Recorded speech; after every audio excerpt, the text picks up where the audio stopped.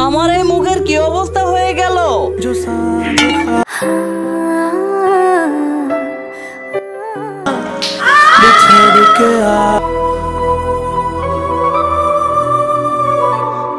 আরে কিরকম বিশ্রী দেখা যাচ্ছে তোমাকে? তোমাকে দেখতে ভালো লাগতেছে না।